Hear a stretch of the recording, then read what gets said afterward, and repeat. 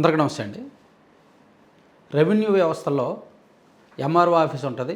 లోకల్లో గ్రామ స్థాయిలో విఆర్ఓ ఆఫీసు, మండల స్థాయిలో ఎంఆర్ఓ ఆఫీసు, ఆ తర్వాత డివిజన్ ఆర్డీఓ అంటారు, రెవెన్యూ డివిజనల్ ఆఫీసర్, ఆ తర్వాత డిఆర్ఓ జిల్లా స్థాయి అధికారి కదా. అలాగే పోలీస్ స్టేషన్లో ఎస్ఐ, సిఐ ఉంటారు. అంటే సర్కిల్ ఆఫీస్ ఉంటుంది, మండలానికి ఒక పోలీస్ స్టేషన్ ఉంటుంది, పెద్ద మండలం అయితే 2 ఉంటాయి. అలాగే circle office and sub divisional office ఉంటుంది, జిల్లా స్థాయి ఎస్పీ ఆఫీస్ ఉంటుంది.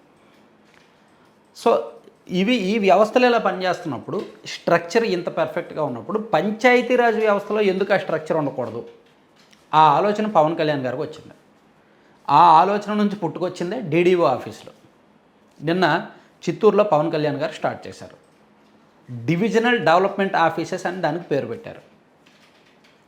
సో పంచాయతీరాజ్ శాఖను పవన్ కళ్యాణ్ గారు తీసుకున్న తర్వాత ఒక్కొక్క సంస్కరణ, ఒక్కొక్క విధానంలో ఏమేమి మార్చాలి, ఏది బాగలేదు, దేన్ని మార్చాలి, దేన్ని సెట్ చేయాలి, పరిపాలన సులభంగా ఉండాలి, సేవలు సిటిజన్ సర్వీసెస్ ఈజీగా అందాలి, సో దానికి ఎటువంటి మార్పులు చేస్తే బాగుంటుంది అనేది పవన్ కళ్యాణ్ గారు ఆలోచించే క్రమంలో ఈ ఆలోచన పుట్టుకొచ్చి దీన్ని ఇమీడియట్గా ఇంప్లిమెంట్ చేస్తున్నారన్నమాట. ఈ డీడీఓ ఆఫీసులో గ్రూప్ 1 ఆఫీసులో ఉంటారు. యాక్చువల్లీ మనకి ఇప్పుడు వరకు తెలిసిందేంటి, గ్రామ స్థాయిలో పంచాయతీ ఆఫీస్ ఉంటుంది, పంచాయతీ సెక్రటరీ దానిలో ఉంటారు. వాళ్ళకి మండల స్థాయిలో ఎంపీడీఓ ఆఫీస్ ఉంటుంది. ఆ ఎంపీడీఓ ఆఫీస్లోనే ఈఓఆర్డీలు ఉంటారు. ఈ గ్రామ పంచాయతీ సెక్రటరీలందరికీ మండల స్థాయి ఈఓఆర్డీ. వాళ్ళ దగ్గర నుంచి జిల్లా స్థాయి డిపిఓ ఆఫీస్ కంటే కింద డిఎల్పిఓలు ఉంటారు. సో ఈ స్ట్రక్చర్ పెద్దగా ఎవరికి తెలియదు, అలవాట్లేదు. పోలీస్ శాఖలోనో రెవెన్యూ శాఖలోనో ఆ స్ట్రక్చర్ మీద అందరికీ అవగాహన ఉంది, సామాన్యులకి. కానీ పంచాయతీరాజ్ వ్యవస్థకు సంబంధించి స్ట్రక్చర్ మీద ఎవరికి అలవాట్లేదు. అందుకని డిఎల్పిఓ అనే వ్యవస్థ ఉందని ఎవరికి తెలియదు. అందుకే ఇంక డిఎల్పిఓ, ఈఓఆర్డీ ఇదంతా కాదు. సో డివిజన్ డెవలప్మెంట్ ఆఫీస్ అని ఒకటి తీసుకొచ్చి దానిలో గ్రూప్ 1 అధికారిని పెట్టి వాళ్ళు ఈ పంచాయతీలను మానిటర్ చేసేలాగా, ఆ డివిజన్ పరిధిలో ఉన్న పంచాయతీ సెక్రటరీలు అందరూ కూడా మానిటర్ చేసేలాగా ఒక వ్యవస్థను తీసుకొచ్చారనమాట. సో ఇది ఖచ్చితంగా ఒక మంచి సంస్కరణ అని చెప్పుకోవచ్చు. దీని రిజల్ట్స్ కనిపిస్తాయి కాస్త. అండ్ పవన్ కళ్యాణ్ గారు కూడా నిన్న చెప్పారు, ఇప్పుడు పంచాయతీకి సంబంధించి ఏదైనా సేవలు అందాలంటే ప్రజలు పదే తిరగాల్సి వస్తుంది, కాస్త ఈజీగా సామాన్యులకు సులువుగా సేవలు అందడానికి దీన్ని తీసుకొచ్చామని చెప్పారు.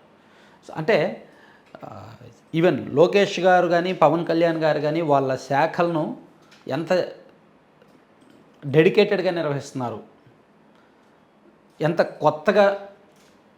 కొత్త ఆలోచనలు దానిలో పుష్ చేస్తున్నారు, సంస్కరణలు తీసుకొస్తున్నారు, దాని రిజల్ట్స్ ఏ విధంగా తీసుకొస్తున్నారు అనడానికి ఉదాహరణలు. ఈవెన్ పవన్ కళ్యాణ్ గారు అటవీ శాఖలో కూడా స్మగ్లింగ్ నివారించడానికి కొత్త కార్యక్రమాలు కొన్ని చేపట్టారు. అండ్ పంచాయతీరాజ్ డిపార్ట్మెంట్లో మ్యాజిక్ డ్రైన్లను ఒకటి తీసుకొచ్చారు. గ్రామీణ ప్రాంతాల్లో సాధారణ డ్రైన్లు ఉంటే మురుగు వాసన వస్తుంది, సాయంత్రం అయ్యేసరికి దోమలు వస్తాయి, రోజుల తరబడి అక్కడ బురద మురుగు ఉంటుంది. అలా కాకుండా మ్యాజిక్ డ్రైన్లు అయితే అసలు దోమలు ఉండవు, మురుగునీరు నిల్వ ఉండదు, ప్లస్ నీరు కూడా ఇంకుడు గుంతలు ఏర్పాటు చేయడం ద్వారా భూమిలోకి ఇంకుద్ది. సో మ్యాజిక్ డ్రైన్ పైగా తక్కువ ఖర్చు అవుద్ది అని మ్యాజిక్ డ్రైన్లు తీసుకొచ్చారు. ఇది ఒక కొత్త విధానం. అలాగే ఈ పంచాయతీరాజ్లో ఉపాధి హామీ పనులకు సంబంధించి మస్టర్, ఇంతకుముందేమో నార్మల్గా వెళ్ళి సంతకాలు తీసుకోవడం ఉండేది, ఇప్పుడు అలా కాకుండా ఫేస్ రికగ్నైజేషన్. ఇది ఈవెన్ సెంట్రల్ గవర్నమెంట్ దేశవ్యాప్తంగా అమలు చేస్తున్నారు, రాష్ట్రంలో ఫస్ట్ ప్రయోగాత్మకం చేపట్టారు, ఇది ఒకటి సక్సెస్ అయింది. అలా పవన్ కళ్యాణ్ గారు తీసుకున్న శాఖల్లోన అటవీ, పర్యావరణ, రూరల్ డెవలప్మెంట్ శాఖలకు సంబంధించి ఈ పంచాయతీరాజ్ శాఖ కమిషనర్గా కృష్ణతేజ గారిని తీసుకొచ్చి, ఆయన యాక్చువల్లీ ఆంధ్రప్రదేశ్ వాసి, కాకపోతే ఆయన కేరళలో పనిచేశారు. ఆయన ఐడియాలజీ అక్కడ ఇంప్లిమెంట్ చేయడంతో కేరళలో పంచాయతీరాజ్ వ్యవస్థ బాగా బలపడింది. దేశం మొత్తం మీద పంచాయతీరాజ్ వ్యవస్థలో కేరళలో బాగుంటుంది అనమాట. సో అందుకు అక్కడ ఆయన్ని తీసుకొచ్చి, కృష్ణతేజ గారిని తీసుకొచ్చి ఇక్కడ పంచాయతీరాజ్ డిపార్ట్మెంట్ కమిషనర్గా పెట్టుకొని ఆయన ఐడియాలజీలు, పవన్ కళ్యాణ్ గారికి ఉన్న ఆలోచనలు రెండూ కూడా మ్యాచ్ చేస్తూ గ్రౌండ్ లెవెల్లో కొంత సంస్కరణలు చేస్తున్నారు. అందుకే దశల వారీగా చిన్న మార్పులు చేసుకుంటూ వస్తున్నారన్నమాట.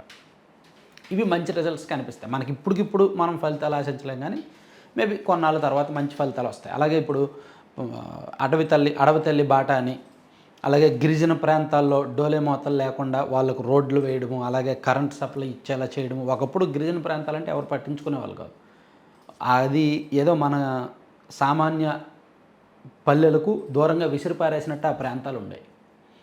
ఇప్పుడు ఆ ప్రాంతాలను దీన్ని కనెక్ట్ చేసేలాగా రోడ్లు వేసి వాళ్ళ కరెంట్ కనెక్షన్ కూడా ఇప్పించి వాళ్ళ జీవనశైలిలో కూడా మార్పులు తీసుకొస్తున్నారు. ఇట్లా పవన్ కళ్యాణ్ గారు చేస్తున్న ప్రయత్నం కూడా కొంతవరకు మంచి రిజల్ట్స్ వస్తుంది. ఇది మనం ఇప్పుడు 1.5 year అయింది ఆయన బాధ్యతలు చేపట్టి. పూర్తిగా పట్టాలెక్కి ఒక 6 నెలలు అవుతుంది. మనం ఇంకో 1 year 1.5 year తర్వాత దీని రిజల్ట్స్ చూడొచ్చు అనమాట, ఈ సంస్కరణల తాలూకు రిజల్ట్స్. Thank you.